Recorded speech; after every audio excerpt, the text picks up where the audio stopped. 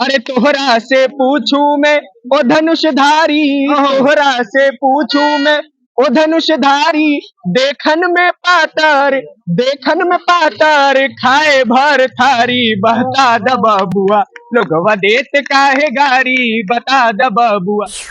22 तारीख को लेकर के बहुत से छोटी सी अपील है कि सजा दो घर को गुलशन सा, अवध में राम आए हैं। क्या बात, अपने अपने घर को इतना खूबसूरत सजाना भाई, इतना खूबसूरत सजाना कि जब त्रेता से मेरे राम यहाँ पर आए ना तो कहे ये तो त्रेता से भी बेहतर अनुभूति करवाता है। अगर मेरे बाप दादा ने तलवार की नोक पे सलवार पहन ली होती तो फिर शायद ये सौभाग्य प्राप्त नहीं होता, लेकिन तलवार की नोक पे सलवार नहीं पहनी और यही कारण है कि आज मैं राम का नाम ले रहा हूँ। अरे भाई साहब अयोध्या आइए, यहाँ पर आके जब कहेंगे ना कि हरे राम हरे कृष्णा हरे राम, तो फिर आपको पता चलेगा कि हमारे लिए राम क्या है और हम राम के लिए क्या है। और जो मेरे राम का नहीं, बहुत सुंदर तरीके से कहा जाता है कि जो मेरे राम का नहीं वो किसी काम का। आज भी अगर अयोध्या का कोई व्यक्ति मिथिलांचल के अंदर जाए और बोले कि मैं अयोध्या से आया हूँ तो उसका दूल्हे से कम स्वागत नहीं होता है।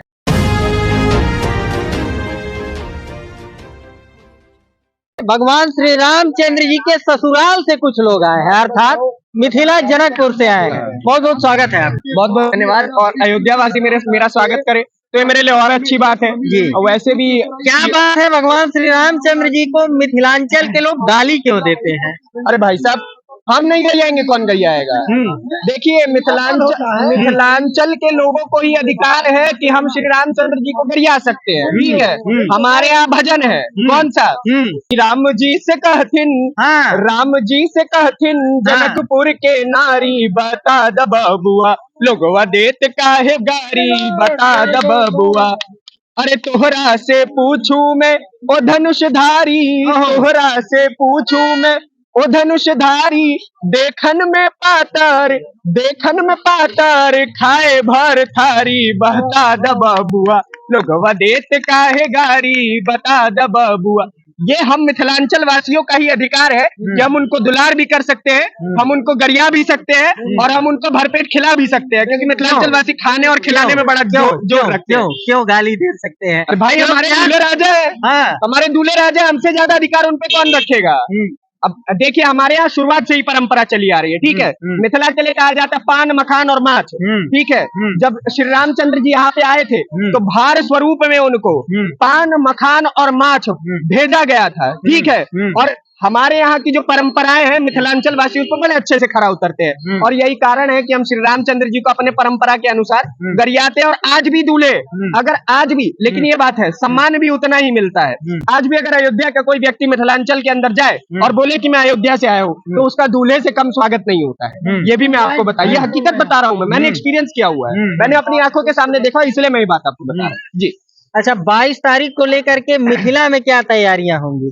मिथिला में ये तैयारियां है कि वहां से भार स्वरूप कई टन मखान आ रहा है, ठीक है, पान आ रहा है और मछलियां भी आ रही है, ठीक है, जो हमारी परंपराएं हैं। और बात रही वहां की तो जनकपुर इतने अच्छे तरीके से सजेगा जो कोई सोच नहीं सकता है। और हम मिथिलांचल में दोबारा से दिवाली मनाएंगे। सोचिए, एक तो इतने प्रसन्न है ना हम लोग, एक ही वर्ष के भीतर इतनी दिवालियां मनाई है हम लोगों ने, इतनी दिवालियां मनाई है कि विपक्षियों का दिवाला निकल चुका है, आधे से ज्यादा विपक्षियों का दिवाला निकल चुका है। यही दिवाली मनाते श्रेय किसको जाएगा? श्रेय देखिए, श्रेय सबसे पहले तो मैं चाहूंगा कि उन कारसेवकों को जाए जिन्होंने यहाँ पे अपना लहू बहाया था।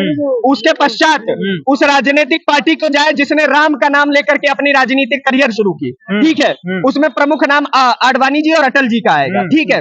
और उसके बाद तीसरा श्रेय आज इन मजदूरों को जाए जो राम मंदिर में एक एक पत्थर लगा करके राम मंदिर को उतना भव्य बना रहे हैं कि बड़े बड़ी इमारतें भी इसके सामने इतनी फीकी लगती है कि क्या बताया जाए। दिल्ली, बंबई, गोवा लोग बात करते हैं कि दुबई की बिल्डिंग है, भाई साहब एकदम बड़ी बड़ी लंबी चौड़ी। अरे भाई साहब अयोध्या आइए, यहाँ पर आके जब कहेंगे ना कि हरे राम हरे कृष्णा हरे राम, तो फिर आपको पता चलेगा कि हमारे लिए राम क्या और हम राम के लिए क्या है। और जो मेरे राम का नहीं, बहुत सुंदर तरीके से कहा जाता है कि जो मेरे राम का नहीं वो किसी काम का। एक लंबा समय इंतजार करना पड़ा, कई पीढ़ियां बीत गई जी। और जो सौभाग्य आप लोगों को प्राप्त हो रहा है, इस संबंध में क्या कहेंगे? इस संबंध में यही कहूंगा कि मैं अपने बाप दादाओं को नमन करता हूँ, उन कोठारी बंधुओं को नमन करता हूँ जिनका लहू इस चौक पे बहा, उन लोगों को नमन करता हूँ जिन्होंने अपनी जान की परवाह किए बगैर यहाँ पर कूदे और उस ढांचे को गिराया। देखिए, कानूनी रूप से वो ढांचा गिराना बेहद गलत हो सकता है, इस चीज में कोई विस्मयादिबोधक चिन्ह नहीं है, लेकिन वो चीज अगर वो चीज नहीं हुई होती, अगर वो ढांचा नहीं गिराया गया होता, तो आज राम मंदिर इतने भव्य तरीके से खड़ा भी नहीं हो पाता, ये भी हम लोग जानते हैं। ठीक है, और हमारे बाप दादाओं का ही कठिन परिश्रम रहा, उनकी मेहनत रही, उनका जोर रहा कि आज मेरे जैसा केवल मात्र 20 साल का, सोचिए कितना ज्यादा सौभाग्य प्राप्त है हमें कि मात्र 20 साल मेरी उम्र है और मैं अपने रामलला को आते हुए देख रहा हूँ। ठीक है, मैं उनके चरण को स्पर्श कर सकता हूँ, मैं अयोध्या की मिट्टी को स्पर्श कर सकता हूँ जहाँ एक समय पे यहाँ पे मेरे राम चला करते थे। तो सोचिए कितना सौभाग्य प्राप्त है हम लोगों को, और ये सब कुछ हमारे बाप दादा का ही दिया हुआ है। अगर मेरे बाप दादा ने तलवार की नोक पे सलवार पहन ली होती तो फिर शायद ये सौभाग्य प्राप्त नहीं होता, लेकिन तलवार की नोक पे सलवार नहीं पहनी, और यही कारण है कि आज मैं राम का नाम ले रहा हूँ। वरना देखिए, बहुत सिंपल सा एक फैक्ट है कि अगर हम लोग बम करते हैं तो सामने वाला बम बम बोले करता है, ठीक है, और अगर वो लोग बम करते हैं तो 20 आदमी डर के मारे भाग जाते हैं कि कहीं फट ना जाए। तो छोटा छोटा डिफरेंस जो है ना वो हमको अलग करता है। जी। पहले की अयोध्या में और आज की अयोध्या में क्या परिवर्तन है? पहले की अयोध्या में देखिए, आज से 6 महीने पहले मैं आया हुआ था, मैं कार्य के हेतु लगातार आता रहता हूँ। तो पहले के अयोध्या वासी जो थे बड़े घबराए हुए थे, बड़े क्रोधित थे कि भैया हमारी दुकानें तोड़ दी, हमारी मकानें तोड़ दिए, क्या कर रहे हैं लोग, पता नहीं क्या राम मंदिर को भव्य बनाना चाहते हैं, बेकार बनाना चाहते हैं। लेकिन अब के अयोध्या वासी उतने ही खुश है, कह रहे कि भैया आगे से तोड़ी तो सही, लेकिन उस चीज का ठीक तरीके से मुआवजा जो मिलना चाहिए था वो भी मिला। ठीक है, और दूसरी चीज, हम सभी इस चीज से बेहद प्रसन्न है कि मेरी अयोध्या, हमारी अयोध्या, इस भारतवर्ष की अयोध्या खूबसूरत होते चली जा रही है। जी। आने वाले समय में अयोध्या को अगर देखा जाए तो एक मॉडल के रूप में पेश किया जा रहा है, पर्यटन के क्षेत्र में बहुत तगड़ा विकास हो रहा है। बिल्कुल। तो रोजगार किस तरीके से यहाँ पे लोगों को प्राप्त होगा और कितना विकास हो रहा है? देखिए, राजनीतिक पार्टियां जो कुछ चंद राजनीतिक पार्टियां हैं वो विपक्ष में खड़े होकर के कहा करती थी कि मंदिर से रोजगार थोड़ी मिलेगा। आज उन लोगों को खुला न्योता है, अयोध्या आए। ठीक है, पहले तो आकर के श्री राम जी के सामने कान पकड़े कि बाप दादा हमसे गलती हो गई, हमसे बहुत बड़ी गलती हो गई कि हमने ये बात कही, और दूसरी चीज यहाँ पर आकर के देख ले कि रोजगार किस तरीके से फैल रहा है। अब देखिए, लोग चाहेंगे कि भैया सरकारी नौकरी मिल जाए, तो आपके लिए आपको उस चीज के लिए क्वालिफाई भी करना होगा। ठीक है, if you want to be an IAS officer you need to qualify UPSC. आपको सरकार आकर के नहीं बोलेगी कि भैया तेरा एक सेकंड, आपको सरकार आकर के ये नहीं बोलेगी कि भैया तेरा नाम श्याम है, अच्छा तेरा नाम बड़ा खूबसूरत लगा, जा IAS बन जा। भाई you need to qualify that thing. लोग कहते हैं कि भैया घर पे बैठे, आपको क्या लगता है वो लोग जो IAS बन रहे हैं वो लोग क्वालिफाई करके ही बन रहे हैं ना, बिना सोचे समझे तो बन नहीं जा रहे। यही कारण है, और यही कारण है कि हर व्यक्ति को सरकारी नौकरी के पीछे नहीं भागना चाहिए।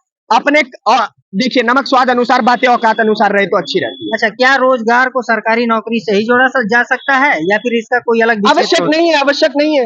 देखिए, मेरी उम्र 20 साल है, ठीक है, मैं अच्छा खासा काम कर रहा हूँ, ठीक है, मेरे लिए उतना पर्याप्त है, और अगर मैं आगे और अच्छा करने के लायक होऊंगा तो शायद मुझे और अच्छे अवसर मिले। और मैं देखिए, सरकारी नौकरी आवश्यक है, जरूरी का, अगर आप उस चीज के लिए, आपको लगता है कि आप उस चीज के लिए बने हैं तो करिए, लेकिन अपने अंदर के टैलेंट को पहचान करके अगर काम किया जाए तो ज्यादा अच्छा रहेगा। अगर बहुत सिंपल सा लॉजिक है कि अगर विराट कोहली सोचता है कि सरकारी नौकरी मिले तो फिर सेंचुरी कौन मार रहा होता है। जब बात मंदिरों की होती है तो यहाँ तक ये भी आ जाता है कि मंदिरों की अपेक्षा अस्पताल बनाया जाए, कॉलेज बनाया जाए, मंदिरों की अपेक्षा अस्पताल बनाया जाए। मैं तो कहूंगा कि जिन जिन राजनीतिक पार्टियों ने बयान दिए हैं, अपने अपने घर तोड़वाओ और जो खाली जमीनें पड़ी है वहाँ पे अस्पताल बनवाओ। हम लोगों ने चंदा दे करके इतना भव्य मंदिर बना दिया, हम लोग चंदा दे करके तुम्हारे घर के ऊपर अस्पताल भी बनवा देंगे और उसी ICU में तुम्हें भर्ती भी करवा देंगे, ये भी हमारी गारंटी है। ठीक है, पैसा ना हमसे ले लो, अस्पताल बनाने के लिए जमीनें खरीदो, भरपूर जमीनें खरीदो, क्योंकि हम हिंदुओं के पास वो बल है, हम उस चीज के लिए सक्षम है, तभी हमारे प्रभु राम इतने भव्य मंदिर में बैठ रहे हैं। ठीक है, खाली जगह पे हम लोग चिल्लाते नहीं है 5-5 बार दिन में, बस ये अंतर है भाई। 22 तारीख को लेकर के क्या अपील होगी आपकी जनता से? 22 तारीख को लेकर के बहुत से छोटी सी अपील है कि सजा दो घर को गुलशन सा, अवध में राम आए हैं। क्या बात। अपने अपने घर को इतना खूबसूरत सजाना भाई, इतना खूबसूरत सजाना कि जब त्रेता से मेरे राम यहाँ पर आए ना तो कहे ये तो त्रेता से भी बेहतर अनुभूति करवाता है। उनको लगे कि मेरे ये भक्त स्वरूप जो लोग हैं, भारत की सनातनी जो योद्धा है, 90 करोड़ जनता खड़ी हो गई हो। और मैं एक बात कह देना चाहता हूँ, चाहे वो किसी भी धर्म से आते हो, किसी भी पंथ से आते हो, राम केवल हमारे धर्म के भगवान नहीं है, वो इस भारत भूमि के एक स्वरूप है। और चाहे वो मुसलमान हो, सिख हो, ईसाई हो, कोई भी हो, हर किसी को राम को मानना पड़ेगा। अगर मैं खड़े होकर के ये कहूँ कि महाराणा प्रताप हिंदू थे और उन्होंने केवल मेरे लिए, मेरी जान बचाने के लिए लड़ाई लड़ी, तो ये गलत है। और अगर कोई मुसलमान ये खड़े होकर के बोले अब्दुल बाकिर जैन अलाउद्दीन अब्दुल कलाम ने केवल मुसलमानों के लिए मिसाइल बनाई है, तो वो भी गलत होगा। तो आपको मुसलमानों को भी अयोध्या के राम मंदिर में रामलला के आने पर उतना ही भव्य स्वागत करना चाहिए जितना हिंदू करेंगे। अपने घरों पे दीपावली जलाओ और जितना पैसा हो सकता है खर्च करो, ठीक है। बच्चों से फुलझड़ियां जलवाओ। जो सो कॉल्ड पॉल्यूशन वाले और पेटा वगैरह आते हैं ना, उनसे बोल देना कि बकरीद के समय पे भी ट्वीट करें, केवल हमारी दिवाली के समय पे। क्या नाम हुआ आपका? नीतीश ठाकुर नाम हुआ। कहाँ से बिलोंग करते हैं? मैं मिथिलांचल से। मिथिलांचल से नीतीश ठाकुर जी हैं, इनको आप लोग सुने और बड़े बेबाकी अंदाज में अपना बयान दे रहे थे। हम लोग वर्तमान समय में अयोध्या के मीणा चौक पे हैं। मीणा चौक से एक रिपोर्ट थी, इस रिपोर्ट से संबंधित आपकी क्या राय है कमेंट करके जरूर बताइए। मिलते हैं फिर किसी नेक्स्ट वीडियो में नई खबर के साथ, तब तक के लिए नमस्कार।